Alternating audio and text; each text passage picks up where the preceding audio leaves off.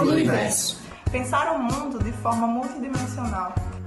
Extinguir o pensamento colonial e dar espaço à diversidade. Buscar mais que a universalidade, pluriversalidade. Meu nome é Jailson e hoje eu vou contar com a presença de Sabrina e Matheus. Bem-vinda, Sabrina. Olá, bom dia, boa tarde, boa noite, boa madrugada. E olá, Matheus, bem-vindo, estreando aqui no podcast. Obrigado, Jailson. Olá, querido ouvinte, querida ouvinte. Bom dia, boa tarde, boa noite, boa madrugada, você que está nos escutando. E hoje o tema é deserto alimentar. E antes, eu queria convidar vocês a uma reflexão. Você já pensou o que você come e como você come e por que você come o que come? Então, desertos alimentares são os locais onde o acesso ao alimento in natura ou minimamente processado é escasso ou até mesmo impossível, e o que faz com que obrigue as pessoas a se locomoverem para outras regiões para obter alimentação saudável e adequada, essenciais para o nosso dia a dia. Ou seja, se você precisa se locomover da sua residência por mais de 1.600 metros para obter alimentação in natura, vegetais, frutas, legumes, ou alimento minimamente processado e nutricionalmente adequado, você talvez nem saiba, mas resida em um deserto alimentar. Em 2014, o Ministério da Saúde publicou o Guia Alimentar para a População Brasileira. E nesse documento, ele traz recomendações sobre como deveria ser uma alimentação adequada ou saudável no contexto do brasileiro. Das principais orientações constantes nesse guia é a de que nós deveríamos preferir alimentos in natura ou minimamente processados, refeições frescas ao invés de produtos ultraprocessados. E se a gente pensa nas recomendações da Organização Mundial de Saúde em relação ao consumo mínimo diário de frutas e hortaliças, que é de 400 gramas, o Brasil está bem longe, mas bem longe mesmo, de conseguir atingir essa meta diária. Apenas 10% dos brasileiros, segundo o IBGE, consegue atingir essa meta de, ao menos, diariamente, consumir 400 gramas de frutas e hortaliças. Então, nesse contexto é que se evidencia os desertos alimentares no nosso cotidiano. E que, inclusive, nesse contexto atual da pandemia, se torna mais agudo, não é verdade? Ah, com certeza. Justamente, Jailson. Acho que é bem cabível agora a gente pensar, né, na definição de alimento in natura ou minimamente processado. Como você falou, o Guia Alimentar para a População Brasileira, a segunda edição dele foi de 2014. Ela constava com definições que classificavam os alimentos mais antiquadas. Por quê? Creio que quem nos 10 primeiros anos dos anos 2000 cresceu com aquela pirâmide alimentar em que a base tem carboidratos, e à medida que vai subindo para o topo da pirâmide, vai mostrando os alimentos que a gente tem que consumir menos, né? Aqui no topo tem doces e também, se não me engano, mais abaixo tem gorduras. Nessa pirâmide, aquele cereal matinal que a gente vê, que você olha assim nas prateleiras do supermercado, tem vários sabores, enfim. Eles estariam, pelo fato deles serem de trigo, de soja, de aveia, etc e tal, eles seriam enquadrados como na base daquela pirâmide. Só que ele não é benéfico nutricionalmente falando, devido à quantidade de aditivos, de açúcares, que é incorporado no processamento da matéria-prima, no caso do trigo, aveia, soja, para poder compor o alimento final, que é o alimento da prateleira. Então, a partir de 2014, com essa segunda edição do Guia Alimentar para a População Brasileira, a gente viu essa abolição da pirâmide. Coisa que, assim, até então, para mim, era uma novidade. Eu vim ficar sabendo mais agora estudando para esse episódio. E existem, dentro dessa nova definição, 4 grupos de alimentos. Porque os alimentos eles passaram a ser definidos não necessariamente pela sua origem, mas pelo seu grau de processamento. Desde o menos processado, né, que é o in natura, ao mais processado, que é o ultraprocessado. O primeiro grupo são os alimentos in natura, ou minimamente processados. O alimento in natura é aquele que do jeito que você tira ele da natureza, você vai consumi-lo. Por exemplo, a banana com a casca, você só vai, né? O coco que tiraram lá do coqueiro. E os alimentos Verduras. Isso, verduras, hortaliças. E os alimentos minimamente processados, eles passam por um processo, digamos, de limpeza, de adequação para o consumo, entende? Mas que não perde a característica principal, que é, de fato, assim, ele ser in natura, de como você tirou ele da natureza. Por exemplo, se tem um cacho de banana e tem uma banana que está muito podre, e essa banana está muito podre, você corre risco de apodrecer mais rápido as outras bananas, você tira ela, né? E come as outras. E isso enquadraria o primeiro grupo. O grupo 2 da nova definição conta com ingredientes culinários industriais. São ingredientes que vão ser obtidos da forma in natura, mas que vão passar por alguns processos para que eles sirvam de como se fosse um aditivo para ser usado na cozinha. Tipo, seriam as farinhas, temperos, isso? Isso, sal, eles também podem passar por alguns processos enzimáticos, eles vão ser usados para, digamos, na cozinha mesmo, sabe? Para compor outros processos. Em si não seria o alimento. Já no grupo 3, nós vamos ter os alimentos processados. Eles são fabricados pela indústria com adição de sal, de açúcar ou de outras substâncias de uso culinário e vai tornar ele mais durável, mais tempo de prateleira, mais agradável ao paladar. A gente tem a cenoura, pepino, ervilha, que são preservados em salmoura, ou também naquelas soluções de sal e vinagre. Alguns extratos e concentrados de tomate, que podem ser aumentar tipo, a duração deles com sal, né? Aquelas frutas em caldas, frutas cristalizadas. E no quarto grupo dos alimentos, nós temos os alimentos ultraprocessados. Eles são os que passam por mais processos dentro da indústria. Acho que assim fica mais fácil de captar. Eles não são necessariamente a forma como a gente encontra na natureza e nem passam somente por um processo, digamos, industrial, mas eles são frutos de um refinamento da indústria química. Como, por exemplo, esses alimentos, eles são formulações industriais, que são feitas inteiramente, ou em sua grande parte, por substâncias extraídas de alimentos, no caso, como, por exemplo, de óleos, de gorduras, do açúcar, do amido, ou também podem ser derivados de constituintes de alimentos, por exemplo, gorduras hidrogenadas, amido, ou também são sintetizados em laboratório. Creio que essa seja tipo, a mais polêmica parte dos alimentos ultraprocessados, que é sua síntese laboratorial, né? Sua síntese química, partindo de matérias orgânicas como petróleo ou carvão, que nisso nós temos corantes, aromatizantes, realçadores de sabor, etc.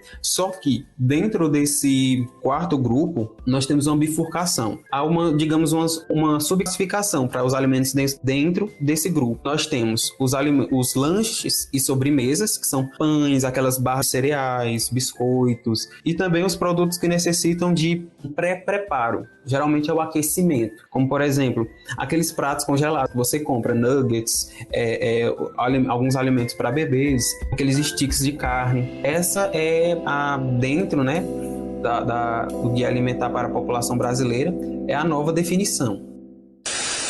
Os produtos ultraprocessados são combinações químicas que imitam alimentos de verdade.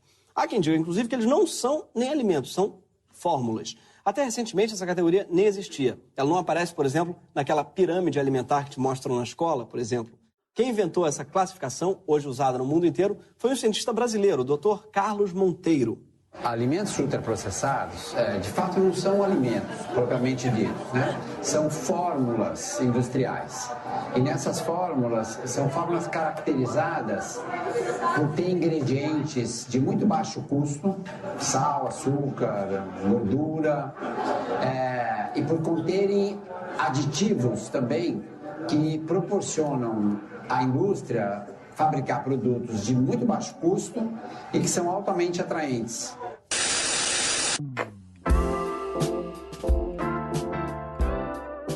Os desertos alimentares, eles são uma realidade que a gente não precisa ir muito longe para perceber, né? Principalmente nos grandes centros urbanos. É muito mais complicado as pessoas que moram em grandes cidades consumirem alimentos saudáveis. E aí a gente fica pensando, por que se existe uma variedade tão grande de oferta de feiras, de supermercados, de lugares que vendem especificamente alguns alimentos, mas é justamente por causa dessa grande oferta e também da dificuldade de se locomover na cidade que as pessoas optam pelo que é mais fácil, então acabam consumindo alimentos processados e ultraprocessados, mais do que os in natura. E isso é interessante também, porque eu estava lendo sobre isso, né? Existe um dado de que a maior parte da população afetada nesse consumo de alimentos não saudáveis é a população masculina. E existe uma série de questões para isso, né? Principalmente a questão da desigualdade de gênero, no sentido de que a gente tem uma sociedade que ainda é muito machista e que impõe papéis sociais determinados para homens e para mulheres, onde a mulher, desde cedo, ela ganha um fogãozinho de brinquedo na infância para aprender a cozinhar, a lidar com as questões domésticas. E o homem, geralmente, é muito mais dependente da mulher. E quando ele mora sozinho, ou ele, enfim, não tem alguma mulher que cuide dele, se ele não tiver autonomia, né? Porque muitos homens não querem ter autonomia ou às vezes não acham que não precisam ter autonomia nesse sentido, eles acabam consumindo maior parte de alimentos, né, que são alimentos ultraprocessados. E isso faz com que tenha assim, uma alimentação e uma vida, inclusive até uma saúde, né, tanto que a gente vê pelos dados que as mulheres até têm uma possibilidade de vida maior que os homens, devido a esses hábitos que são hábitos que geram essa desigualdade de gênero, de não cuidado com a saúde, não cuidar da alimentação, não ter cuidado, enfim, consigo próprio. Então, a gente também tem isso dentro dessa perspectiva de desertos alimentares. Outra questão nas grandes cidades também, que eu observo, é o fato de que muitas vezes, para você ter uma alimentação variada, você precisa ir em vários lugares, porque geralmente você não encontra tudo em um lugar só. E aí você precisa ir em várias feiras, mercados, supermercados, lojinhas aqueles empórios de grãos, enfim. E isso faz com que, né, a pessoa ela encontre dificuldade, porque como a gente tem uma vida muito agitada, com muitos compromissos, o tempo acaba sendo curto e principalmente a questão do gasto que você vai ter para se locomover.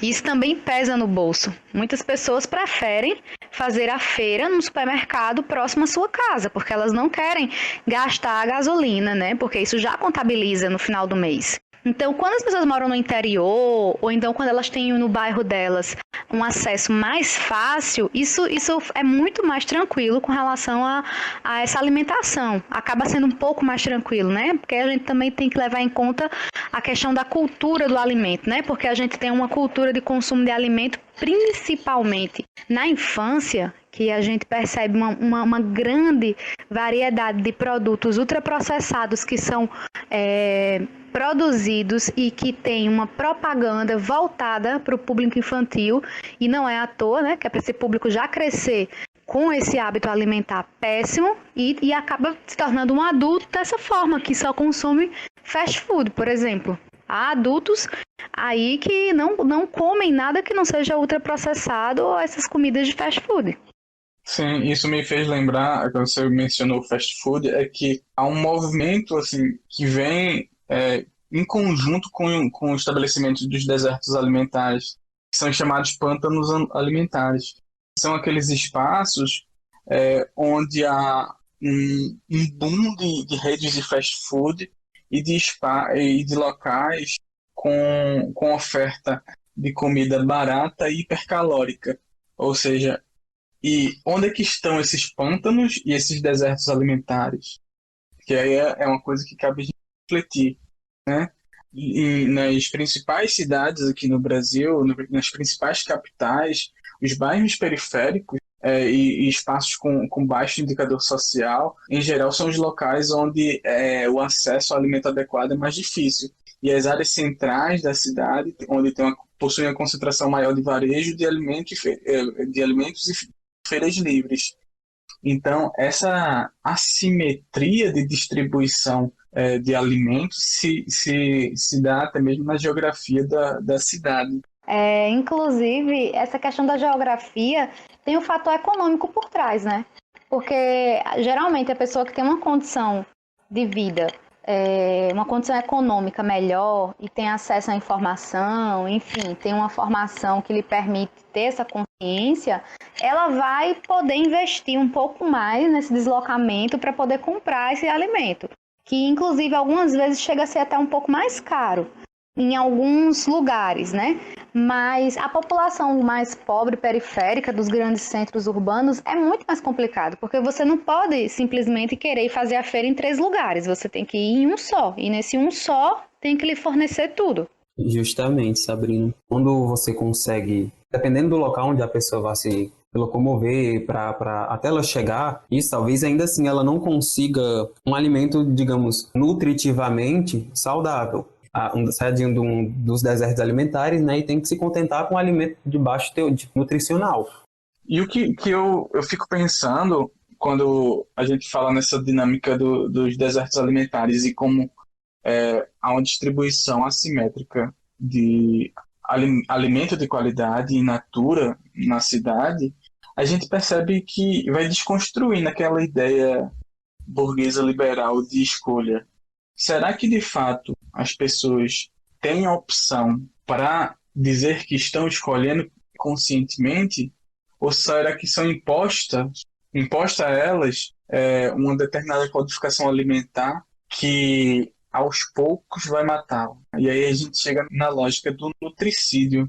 E o nutricídio nada mais é do que a causa de morte oriunda da manipulação nutricional dos alimentos, de uma sistemática que é posta majoritariamente à população periférica e preta, que a faz vítima e suscetível a doenças e, consequentemente, a uma morte em função de uma má nutrição. Não por escolha desse indivíduo, mas sim por uma imposição sistêmica, né? Sim, sim.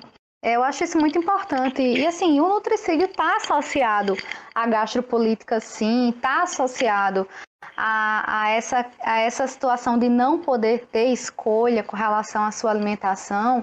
E outra coisa, a gente inclusive não tem possibilidade, às vezes, até de pensar em fazer alguma escolha, porque você tem uma série de incentivos para você não pensar. O tempo inteiro a gente recebe uma série de propagandas que nos levam a querer se alimentar de uma forma que não é a forma ideal. Inclusive, assim, é muito complicado, principalmente, por exemplo, quando a gente pensa nos lanches escolares, né? Quando eu falo lanches escolares, estou falando de escolas privadas. As escolas públicas, elas têm um cardápio que é um cardápio visto por nutricionista, enfim, segue as regras e acaba sendo até um pouco mais vantajoso. É um pouco mais vantajoso, não, é muito mais vantajoso para as crianças, né? Mas na escola privada, que você vai na cantina e a única coisa que se oferece para você comer são alimentos ultraprocessados. Na universidade não é diferente. Muitas e muitas vezes eu tentei na universidade manter uma alimentação saudável, mas às vezes ficava difícil. Tinha poucas opções, pouquíssimas opções de alimentação saudável. Então, assim, acaba que você vai cedendo. Se você não se tornar a pessoa fitness que anda com seus ovinhos cozidos na sua lancheirinha, você não tem uma alimentação que é ideal, né? Eu falo isso brincando, né? Porque o pessoal que malha gosta de andar com esses ovinhos cozidos e batata doce, né? Moda. Sabe o que eu fiquei pensando quando tu falou isso? De como isso está entranhado nas nossas sociabilidades e na educação da gente. E quem nunca ouviu, por exemplo, aquela história de que fruta não é sobremesa, sabe? Sim. Porque o que é sobremesa é o que tem excesso de farinha e açúcar. E sim, pode ser considerado sobremesa. Sopa não é sabe? jantar, por exemplo, também, né? Não é, velho, demais. Então, a gente tem isso entranhado na gente. E a gente pode observar que a gente vem com isso desde o primeiro mês de vida. Porque muitas vezes a criança, ela não tem a amamentação, né, por qualquer motivo que seja, e ela já vai, né, para o leite industrializado. Tudo bem, é uma necessidade em alguns momentos. Mas aí quando ela começa a ingerir alguns alimentos que são um pouco mais sólidos, geralmente os pais já optam por dar aquelas papinhas papinhas industrializadas. São sempre alimentos ultraprocessados. Eu, pelo menos, fui uma criança que consumia aquelas papinhas até dizer chega, né? E, enfim, tem todo esse processo de dificuldade. Em relação à lógica capitalista, sabe? Se a gente pensa, por exemplo, na maternidade e do nutrir o filho, a matéria-prima essencial, que é o leite materno, é de graça, sabe? Mas as mulheres são bombardeadas e toda a nossa sociedade é bombardeada por informações, na verdade deformações, que fazem crer que a mulher não é capaz de nutrir seu próprio filho, que o leite não é nutricionalmente adequado, mas a papinha ultraprocessada é, né? A gente observa na questão do comercial da margarina, a família feliz, comendo um alimento que... comendo margarina, que nem natural é. Resultado de um processo industrial, de um acidente, né? Industrial, como dizem. E agora a margarina ela já caiu de moda, né? Agora é a Nutella. Não faz sentido comer Nutella com pão.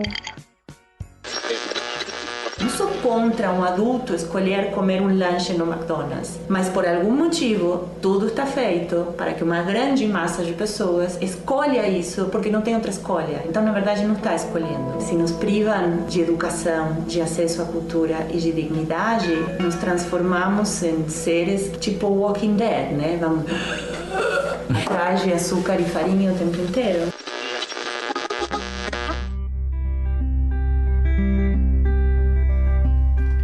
Ó donos do agrobis, ó reis do agronegócio, ó produtores de alimento com veneno. Vocês que Será que uma alimentação saudável de fato é uma alimentação mais cara, ou isso é um artifício retórico do próprio sistema capitalista para te fazer consumir? Sabe? Porque os exemplos que a gente estava dando aqui eram de que a comida, digamos, natural ou in natura é muito mais barata do que a industrializada. Então, como é que comer de forma saudável torna-se subitamente mais caro? Algumas vezes, Jailson, comer de forma saudável se torna mais caro por causa da geografia do lugar, que faz com que você gaste para se locomover. E em outros momentos também, comer saudável se torna mais caro dependendo do bairro onde você mora. Por exemplo, o bairro que eu moro é um bairro que tem uma feirinha, mas que a feira é muito cara. Ela é extremamente cara. E ela se torna cara não é porque o alimento em si ele é caro, mas é porque o lugar é caro.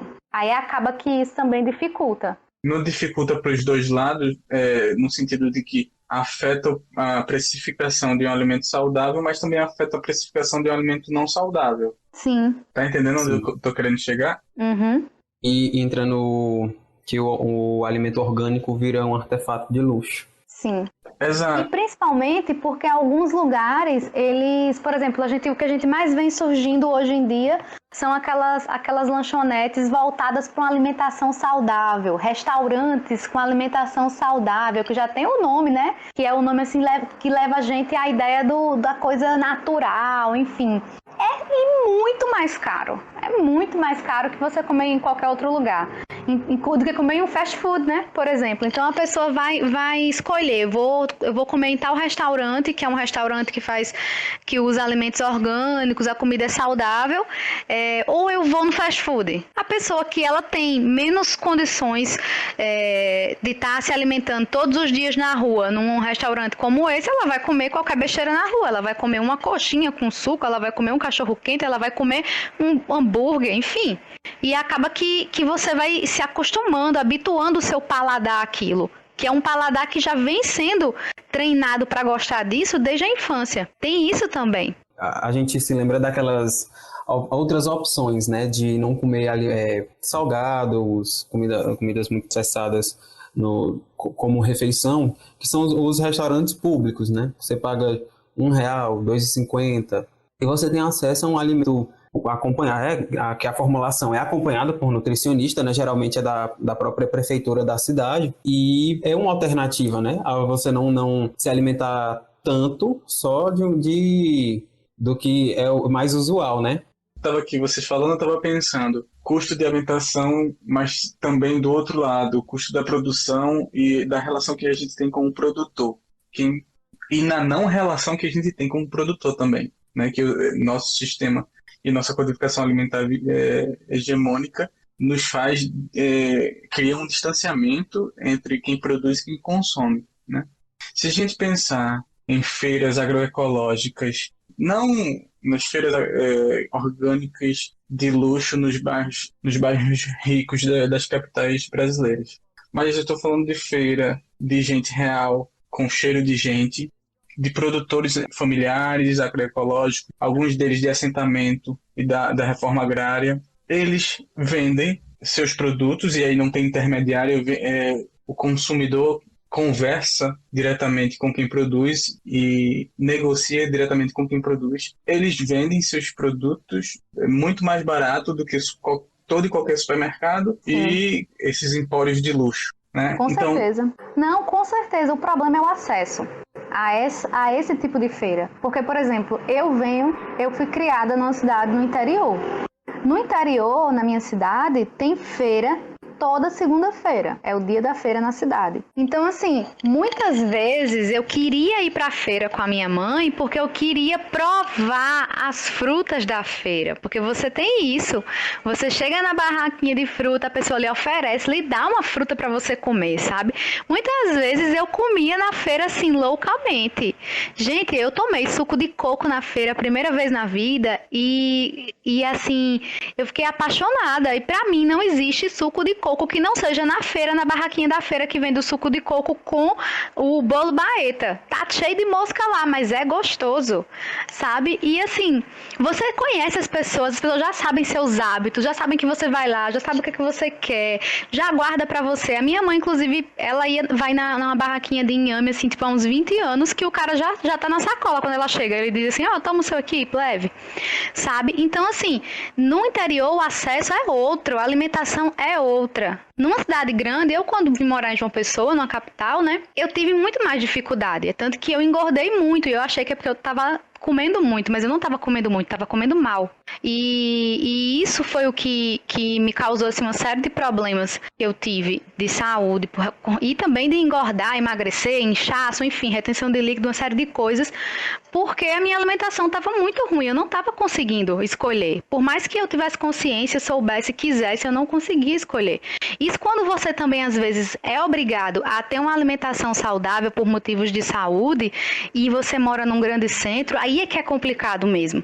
E mesmo que você mora no interior, como por exemplo a minha avó mora, e ela foi obrigada a mudar a alimentação dela para poder cuidar da saúde, né, por questões de saúde, mesmo assim também tem outro agravante, que é o agravante cultural, de que a gente parece que só existe aquilo pra gente comer.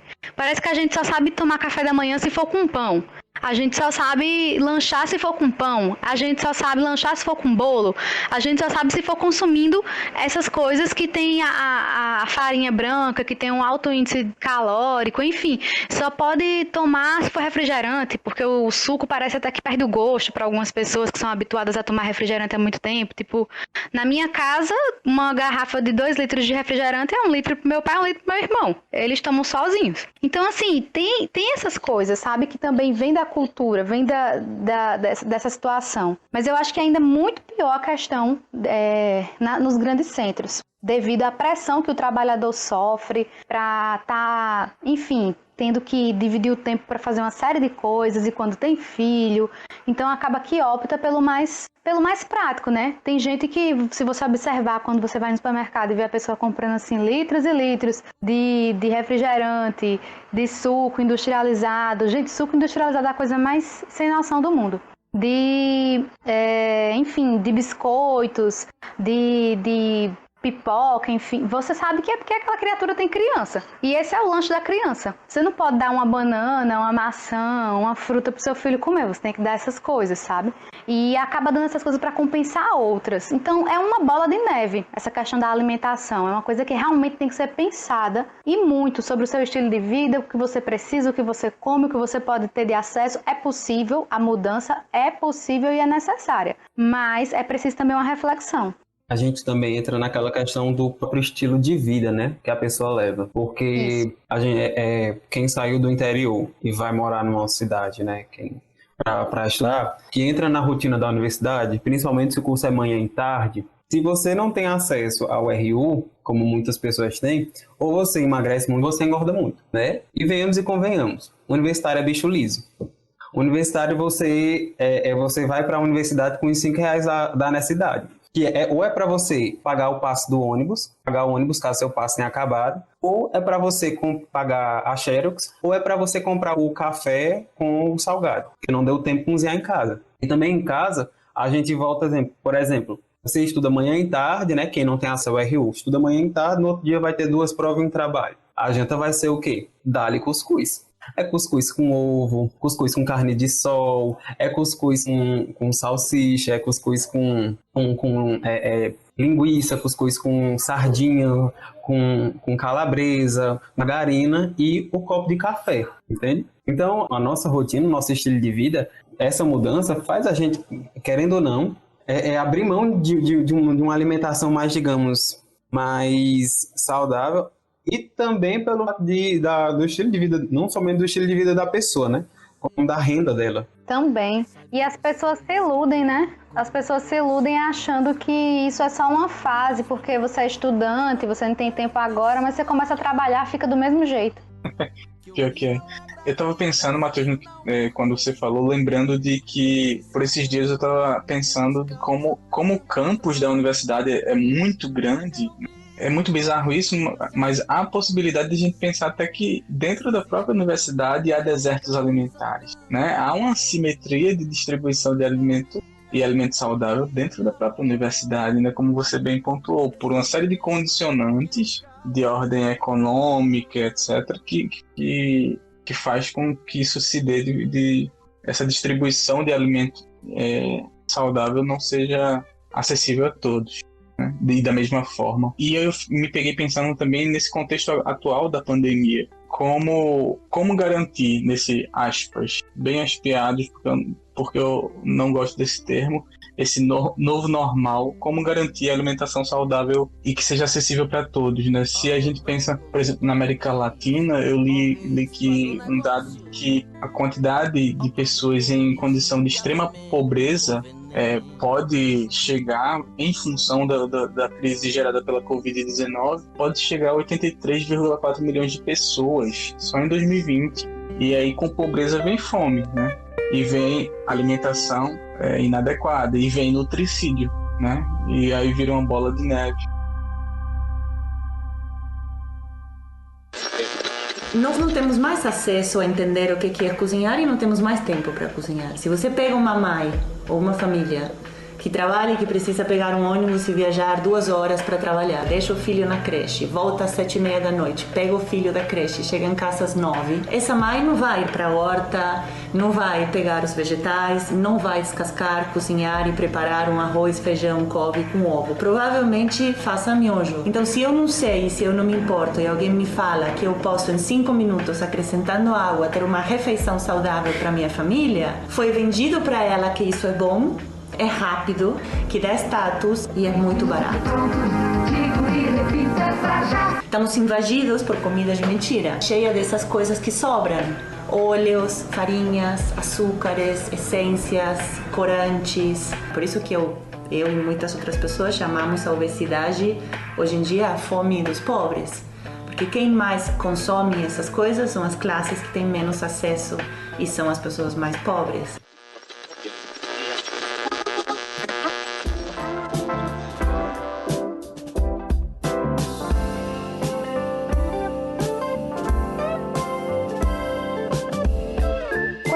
Sobre a questão da alimentação e como é difícil a gente, às vezes, mudar quando a gente sabe que precisa, por necessidade.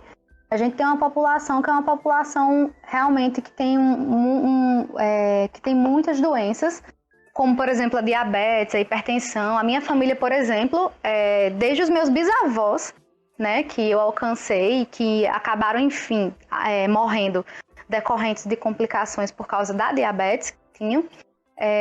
até minha avó, meu pai, minha mãe, então todo mundo assim tem a diabetes. E aí a gente começa a se perguntar assim, mas para que eu vou fazer dieta? Toda a minha família tem, é um fator genético, eu não tenho como escapar. E isso é uma coisa assim que angustia muitas pessoas, né? Que acham que necessariamente vão desenvolver esse tipo de doença, mas o fator genético acaba que não afeta tanto, né, Matheus? Isso, justamente, Sabrina. Que não é necessariamente a culpa está na predisposição, né? A gente vê que independentemente do que vá ter no DNA, o meio também vai influenciar no nosso DNA. Então, o nosso estilo de vida, ele vai influenciar totalmente nas possíveis comorbidades que a gente que venha a enfrentar, né, mais para frente. A gente aqui de biotécnica, a gente tem contato com um termo na área da biologia molecular chamado epigenética. E é basicamente, falando assim, bem a grosso modo, é a forma como a gente vai ver esses os padrões de expressões genéticas, como eles podem ser modificados pelo meio e por onde e como isso é passado, né? Atualmente o termo ele é assim, um pouco mais amplo, né?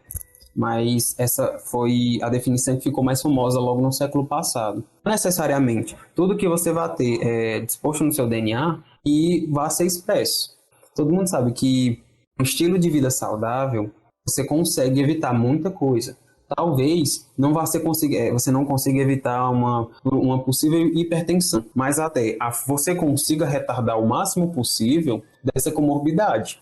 Por exemplo, você vai deixar para tomar o próprio remédio, algum remédio para controlar a sua pressão, digamos, de mais velho e com mais saúde, que é outra coisa que precisa ser muito debatido.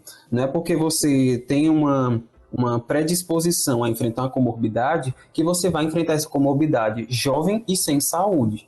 Isso, e assim, Matheus, você falando sobre isso me lembra uma coisa, que é a questão do consumo de alternativas para tratamento da saúde, né, naturais. Por exemplo, os próprios chás, né? Que coisa difícil é hoje em dia você encontrar pessoas que tenham a plantinha em casa ou que façam chá da planta. A gente sempre compra aquele chá que está lá no supermercado, né? Que vem no saquinho, no sachêzinho, que a gente nem sabe. Assim, o gosto é até diferente, né? Venhamos e convenhamos, não é a mesma coisa. Então, assim, esse tipo de acesso, ele também é uma coisa difícil, até para a saúde, inclusive, né? A gente sabe que nossos bisavós, tataravós utilizavam muito da medicina natural. E hoje em dia a gente mal tem acesso a uma alimentação que seja natural e saudável e a esses outros tipos de produtos, né, que a natureza nos fornece para auxiliar na saúde, a gente também acaba não tendo muito acesso. E eu acho que isso acaba gerando, né, um certo preconceito das pessoas com o que é natural, com o que é saudável e associando a algo que não valeria a pena ir atrás, por exemplo.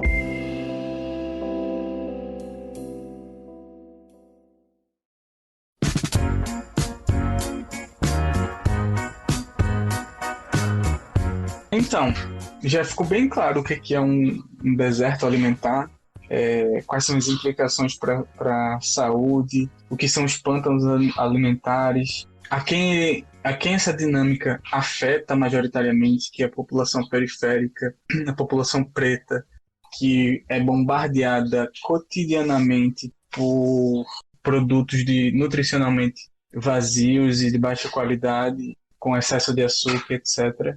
E aí cria essa lógica que a gente mencionou do nutricídio, né? Que também é uma distribuição de matabilidade assimétrica também dentro da sociedade. Mas a grande questão é o que fazer, né? Quais são as possíveis alternativas a esse modelo de codificação e imposição de codificação alimentar? Eu penso, a primeira coisa que eu penso é da gente criar uma lógica de fomento, tanto público como privado, e dos pequenos estabelecimentos que comercializem mais produtos in natura. Revisitar a noção de espaço público, como praças, etc., para fomentar a criação de hortas comunitárias, da participação do consumidor na produção e manutenção da sua própria horta e em comunidade. Oferecer também meios para que as feiras livres cheguem aos desertos alimentares. Também não adianta nada que as feiras livres sejam concentradas em certos espaços de luxo, né? Essa concentração só replica essa lógica que a gente está criticando. O que vocês acham disso? Eu acho que é a mais pura verdade, porque hoje em dia nos grandes centros a gente vê essa concentração de alimentos saudáveis, totalmente maquiado em ambientes luxuosos e que cobram muito caro por eles, enquanto você tem várias outras feiras agroecológicas de agricultura familiar que muitas vezes são apagadas e as pessoas nem sabem que existe e acabam submetendo aos produtos industrializados nos grandes supermercados, porque às vezes é por falta de informação. Muitas vezes falta de informação, falta de refletir sobre o que come, por que come e o que esse alimento traz de benefício. As pessoas associam muito o bem-estar a remédios, né? A indústria farmacêutica se tornou hoje a referência do bem-estar. Então, se você está com algum problema, sentindo dor de cabeça, fraqueza, enfim, com imunidade baixa, logo você tem que ir na farmácia comprar um remédio. Você não pode pensar que é a sua alimentação, que é o seu estilo de vida, que são os seus hábitos que precisam mudar. Então, acaba acontecendo isso, de apenas uma classe mais alta ter acesso e impedir esse acesso devido ao preço para outras classes. Justamente, a gente vê muitas... em 2016, eu visitei uma comunidade e uma produção de abacaxi que era sob responsabilidade de 20 famílias. As 20 famílias cuidavam durante a produção do abacaxi, de forma... E todos os gastos e também o lucro era dividido entre eles.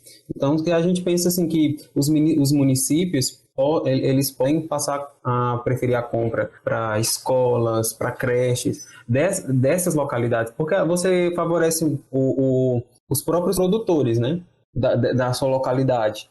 Movimenta a economia, né, local. Isso, além de movimentar a economia local, você também é uma forma de valorizar a própria produção local, porque principalmente a gente que vê isso em cidade pequena, né?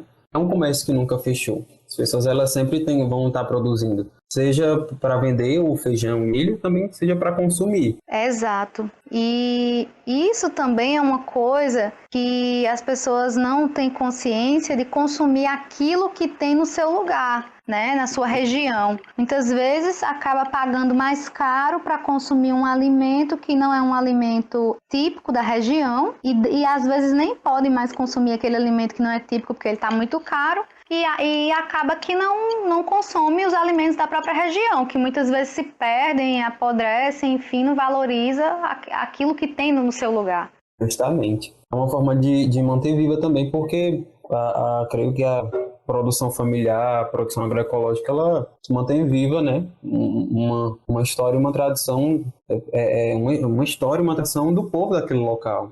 Tem uma coisa também que é bem interessante, que são as pessoas que moram em casas e que plantam. Muitas vezes a pessoa, quando mora numa casa, tem um pé de manga, um de laranja, um de goiaba, enfim, planta às vezes tem uma hortinha.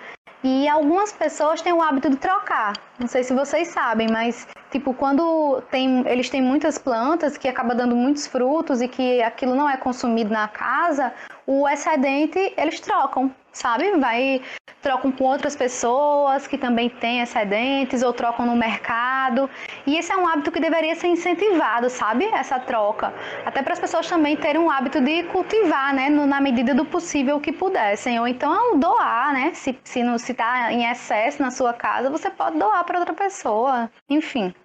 Então, uma coisa que é curiosa disso tudo é que o direito à alimentação adequada, o direito humano à alimentação, ele está assegurado pela Declaração Universal dos Direitos Humanos da ONU e pela Constituição Federal aqui no Brasil, né? Mas para assegurar isso e que isso se materialize de fato, que isso não se torne apenas letra no papel, o direito à alimentação ele envolve segurança alimentar e soberania alimentar, né, que significa dar pleno acesso à alimentação e que essa alimentação seja de qualidade e em quantidades nutricionalmente suficientes e seja de forma permanente, que não comprometa assim as necessidades essenciais das pessoas. E aí, tanto uma obrigação do poder público para a execução de políticas e programas voltados a isso, como também a um princípio